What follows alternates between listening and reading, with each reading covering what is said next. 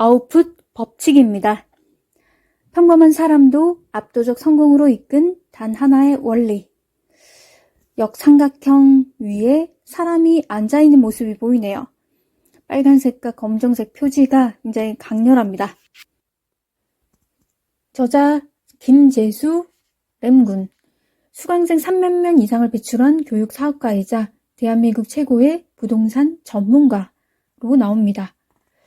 처음부터 그의 행보가 탄탄대로는 아니었다고 하고요. 꾸준히 블로그에 부동산 칼럼 연재하고 5년 넘게 유튜브로 부동산 상담을 진행했다고 하네요. 차례를 보면 1단계 피라미드 밖으로 뛰쳐나가라, 경쟁만이 가득한 피라미드 3개. 2단계 열정보다 방향성이 중요하다. 3단계 정체성이란 무엇인가? 정체성의 비밀 1부터 9까지 쭉 나옵니다.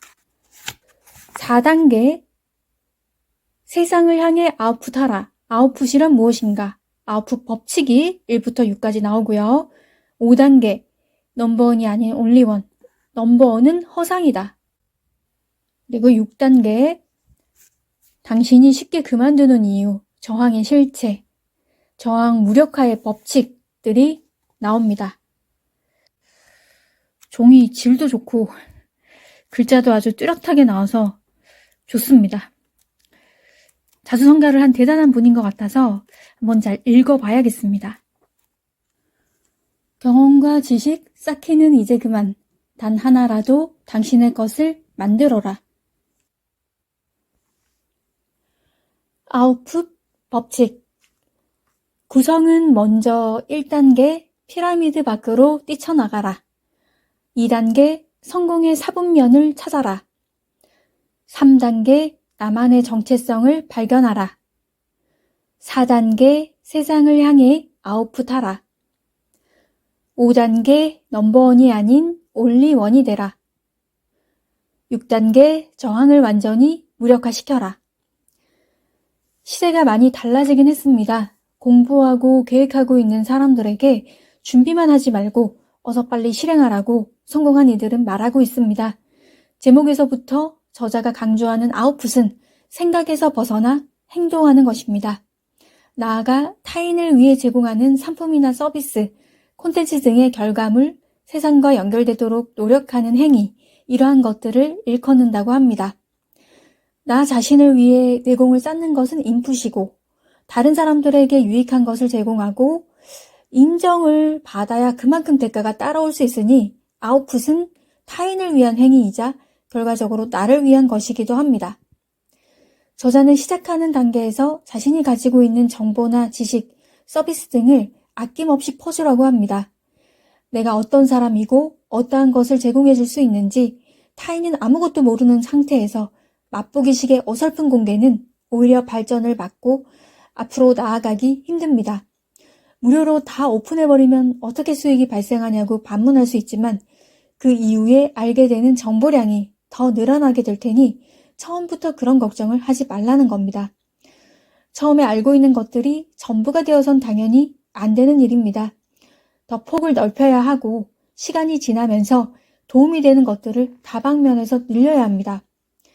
당장 블로그에 글을 올리는 것부터 실천을 해보라고 하는데 유튜브나 여러 매체에서 흔하게 하는 말이긴 하지만 실제로 그렇게 몇 줄 글쓰기를 시작하다가 반응을 서서히 얻게 되고 이를 확장한 경우들이 많은 듯합니다. 무에서 유를 창조하는 것이 보통의 일은 아니라서 포기하지 않고 시도한 진념의 결과물이 될 수 있을 겁니다. 사업으로 성공한 이들은 대부분 1인 기업이 되어도 좋고 무언가를 만들어 창조하고 다양한 일을 가지는 것이 좋다고 강하게 추천하는데 지금의 자리에서 서서히 움직여보는 것도 좋습니다. 직장에 계속 근무를 하면서 재테크나 다른 일을 겸해서 하는 엔잡러가 될 수 있고 어렸을 때부터 본인이 익힌 기술을 가지고 장인 정신으로 꾸준히 성장할 수도 있습니다. 세상에는 각자의 분야에서 일을 하는 것이 필요하고 그것에 얼마나 소중함을 느끼고 만족하는가도 중요합니다. 경쟁으로 스트레스 받으며 힘겹게 뛰어들기보다는 서로 도움을 주고받으며 각자의 길을 간다고 생각하면 조금 더디거나 느려도 희망을 가질 수 있습니다. 저자는 유명한 유튜버이기도 하고 부동산 전문가, 작가 등으로 일의 영역을 넓혀온 만큼 도움을 요청하는 많은 사람들을 만났다고 합니다. 유튜브나 블로그를 시작해보고 싶다고 해서 시작했는지 그 다음에 확인을 하면 여러 가지 이유로 차일피일 미루는 경우가 많고 고민만 하면서 시간을 보내거나 시작을 했어도 부정적인 생각을 하는 사례가 있다고 합니다. 반면 작은 반응으로도 감사하게 여기고 긍정적으로 생각하는 이들은 앞으로 어떻게 본인의 영역을 만들어갈지 기대가 될 겁니다. 내가 원하는 것만을 쫓다가는 철저한 외면을 받을 수 있습니다. 타인이 원하는 것을 잘 파악해서 제공해 줄 수 있어야 나와 다른 이들에게 모두 바람직한 일이 될 것입니다. 책에서 인상 깊은 부분을 읽어볼게요. 생각해보라. 고작 부동산 공부 1년 한 지식으로 소설을 쓰고 이 소설을 책으로 출간해달라고 50권의 출판사에 기고를 하는 사람이 있을까? 아마 없을 것이다. 그 당시 나는 그렇게 했다. 물론 모두 퇴짜를 맞았다. 내 글을 책으로 내주겠다고 한 출판사는 단 한 곳도 없었다. 그래서 직접 사람들에게 공유할 방법을 모색하다가 앱을 만들게 된 것이었다. 한 분야에 대해 1년밖에 경험이 없는 사람이라면 대부분은 계속 공부만 한다. 공부를 하면 할수록 나보다 더 잘하는 사람이 눈에 들어오고 그래서 더 움츠러든다.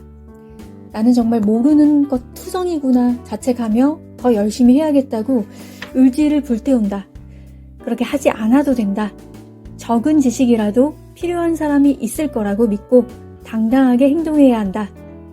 나는 아웃풋 법칙을 뒤늦게 깨달았기에 벼락치기를 할 수밖에 없었다. 부동산 책, 부동산 사이트, 부동산 필수 서류, 부동산 카페 정보는 절대 대단한 것이 아니었다. 누구나 한 달의 시간만 투여하면 정리할 수 있는 아웃풋이었다. 만약 과거로 돌아간다면 처음부터 아웃풋에 집중할 것이다. 하루에 인풋을 1시간 했다면 아웃풋은 2시간 이상 할 것이다. 그만큼 인풋보다 아웃풋이 중요하다는 의미다. 오늘 인풋한 것을 그날 아웃풋으로 내놓아야 한다는 강박에 사로잡힐 필요는 없다. 오늘의 인풋을 한 달 뒤에 아웃풋으로 내보낸다고 생각하면 편하다.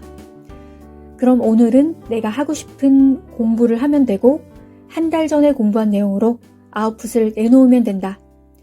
주의할 것은 내가 생각하는 완벽한 모습이 완성될 때까지 기다렸다가 아웃풋하려는 생각에서 벗어나야 한다는 점이다. 스스로 아니라고 이야기하겠지만 내가 본 99% 사람들이 준비가 되지 않았다는 이유로 인풋에만 몰두해 있었다. 아무리 인풋을 해도 완벽한 모습은 절대 찾아오지 않는다. 다르게 이야기하면 아웃풋을 할 날이 오지 않는다는 말이다. 아무리 작은 것이라도 사소한 것이라도 상관없다. 무언가 인풋이 이루어졌다면 어떻게 아웃풋으로 연결시킬지 항상 고민하라. 완벽하지 않아도 뛰어나지 않아도 누군가 당신의 아웃풋을 기다리고 있을 것이다. 네, 여기까지입니다. 내가 너무 느슨하게 사는 게 아닌가 할 때도 있지만 각자 살아온 인생이 다른 만큼 우선순위를 생각하는 것도 다를 수 있으니 굳이 책망할 필요는 없다고 봅니다.